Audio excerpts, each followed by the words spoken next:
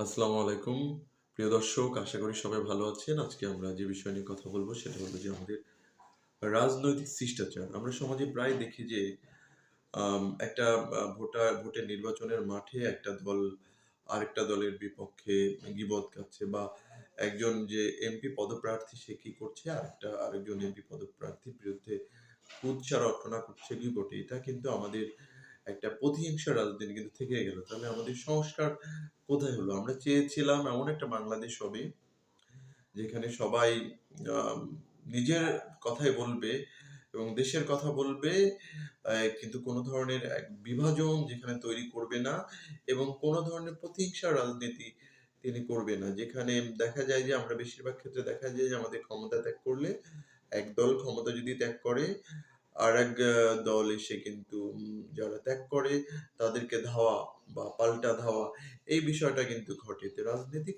ময়দানে আমাদের রাজনৈতিক যে শিষ্টাচার, যে আমরা অপর একটা ক্যান্ডিডেটের প্রতি যদি সম্মান রেখে যদি কথা না বলতে পারছি, তাহলে তো আমার সেই সংসদের ভবনে যাওয়ার যোগ্যতা আমি কিন্তু রাখি না। বিষয়টা হলো যে সম্মানটা যদি আমরা দিতে পারি তাহলে সম্মানও আমরা একই রকম সম্মান পাবো। আরেকটা বিষয়টা হলো সমালোচনা। একটা গণতান্ত্রিক যে চর্চার ক্ষেত্রে সমালোচনা খুবই একটা ইম্পর্টেন্ট একটা ফ্যাক্টর।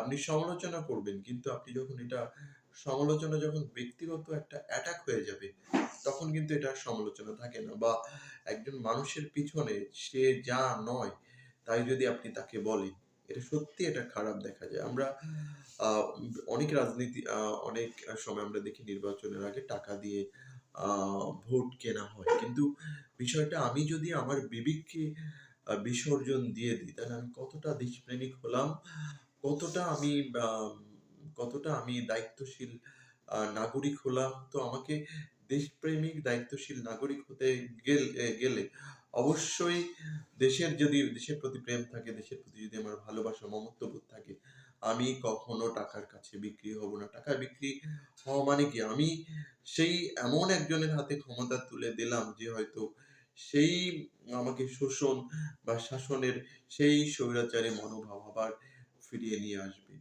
তো এখানে আমার কথা হলো যে আমাদের যে এই রাজনৈতিক মাঠে আমাদের যে শিষ্টাচার থাকা উচিত। কারণ শিষ্টাচারের মাধ্যমে আমরা নতুন বাংলাদেশ দেখার যে আমরা স্বপ্নটা হৃদয়ে ধারণ করি বা লালন করি, সেই নতুন বাংলাদেশ আমরা গড়তে সমর্থ হব। অন্যথায় আমাদের একটা কথা আছে না যে নতুন বোতলে পুরাতন মদের যে আমদানি, সেই বিষয়টা হয়ে যাবে। সবকিছুই আমরা তো চাই না যে ক্ষমতা মুদ্রার এপিঠ বা ওপিঠ হোক। ক্ষমতা হোক এমন একটা ফ্যাক্টর যেখান থেকে জনগণের মানে স্বতঃস্ফূর্ত অংশগ্রহণের মাধ্যমে যেন হয়।